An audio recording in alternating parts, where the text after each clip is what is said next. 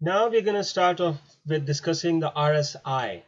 It is the short form of the Relative Strength Index. The name is a bit misleading because it leads a newbie to think that this formula is used to compare an asset relative to the market or an asset or security relative to other securities. This is the same case that I incurred when I started off with this oscillator phenomena. I started off with this in my trading at Pakistan Stock Exchange, and as soon as I started trading, I had an app installed on my phone. It was Investify, and it showed the daily highs and lows and support and resistance levels, not marked but just displayed on the screen. And one of the most intriguing readings that I could see was the relative strength index. And I always thought of it like the asset is being compared to the market, but this isn't the case. The RSI is comparing the same asset with itself. So it is useful making comparison between securities, but it is actually designed to let the investor know about the current strength of the price trend that is being the price trend or the cycle, the continuing cycle, the current cycle. So we're gonna discuss the formula for the RSI. We're gonna see how it is useful in comparison between multiple securities, how to construct overbought and oversold lines, the time spans, two variations on the RSI, and the conclusion of the RSI indicator. So first off, the formula.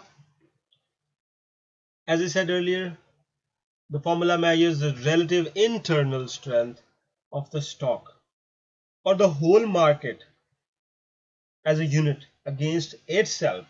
It isn't designed to compare one asset's strength to another. An RSI formula is 100 minus 100 divided by 1 plus relative strength. And relative strength is the average of X days highs divided by X days lows.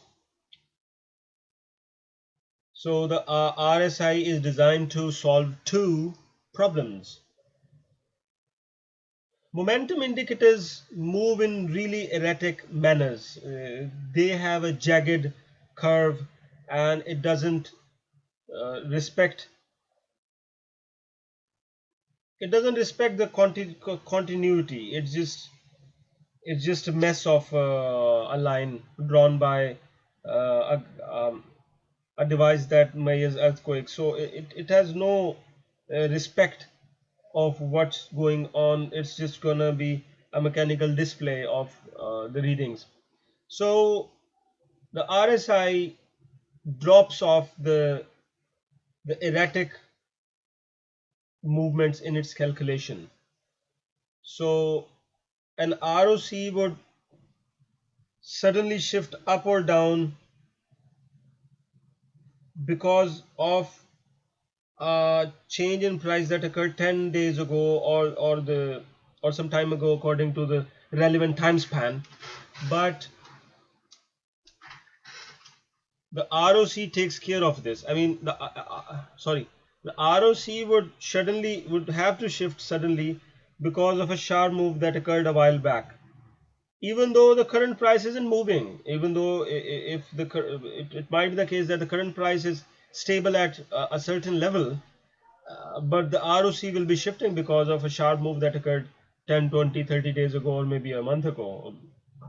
So to cope up with that limitation, we have the RSI, which doesn't change much if even if the price changed by quite a lot in the past. And it also enables us with the luxury of having constant trading bands. So, as in the case of ROC, we have uh, every security has its own overbought and oversold levels, but by the help of RSI, we can standardize, generalize every security uh, in within a range. So the the original RSI formula is already loaded with a 14-day or the 14 period value, which is a split of the 28-day lunar cycle, and this is how it works. So the RSI, as discussed earlier, is quite useful in making comparison between securities. As you can see in the figure, the ROC is being compared with the 45-day RSI, and we cannot make good decisions based on the ROC because the the fill gold and silver is all over the place. It's ranging from -20 to a +40, as compared to the DJ utilities, which is barely oscillating between +10 and -10, hardly -15. And when we plot an 45-day RSI, we get a much more clear picture of what's going on. So, as if we can see in this area, in late 1993, we are getting a contra trend signal, not a contra trend signal, but an opposite signal of sorts. But the proportion is a bit confusing, and we are seeing a lot of intermingling of the ROC over here, but the RSI is showing clear lead of the fill gold and silver as compared with the DJ utilities.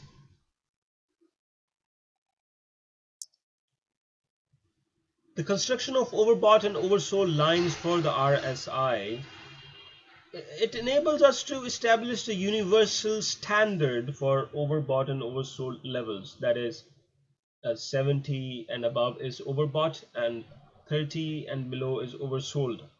And according to Mr. Preng, even more reliable level might be a 72 and 32 level. So he's pushing for a bit more extreme reading. If we compare RSI to the ROC is subject. ROC shows or plots wider fluctuations as the time span becomes longer. But the ROC works in an opposite manner. It gives off less and less fluctuations as the time span gets longer. It gets more and more stable in essence. So, as per our discussion, the oversold and overbought level of 70 and 30 would be inappropriate for really long time spans. So we would have to adjust according to our scenario in question. And really short time spans, call it daily or intraday time spans, um, would fluctuate quite a bit. So it would be advisable to extend the overbought and oversold levels depending on the time span. And Mr. Pring has an approach for a 9-day RSI. He says that use 80 and 90 overbought oversold levels respectively with the 9-day RSI. It's going to give you a much clear picture of what's going on in the market. So a 9-day RSI with 80-20 overbought oversold, and we can see the Procter and Gamble stock and the shifts between daily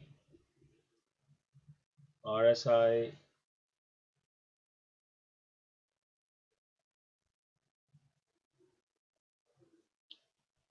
So the long-term RSI, the 2-month RSI is clearly showing its ability to spot overbought and oversold zones, and it isn't lending itself to the construction of to a meaningful construction of trend lines and price patterns. But as we see on the left, the Procter and Gamble daily, it plots a 60-day RSI, and the overbought is at 65.35. So the time span is shorter. Yeah, the time span is longer as compared to the RSI, because the value of 2 is being used in the right figure. So the values had to be extended because of the small value used in the RSI calculation of 2 months. The RSI is fluctuating a bit more as compared to a more stable value of the RSI, as seen in the figure on the left, which is the 60-day RSI. And rather than 30-70, we're gonna have to use 65 and 35, which is much more meaningful and understandable. The significance of long-term and short-term RSI has already been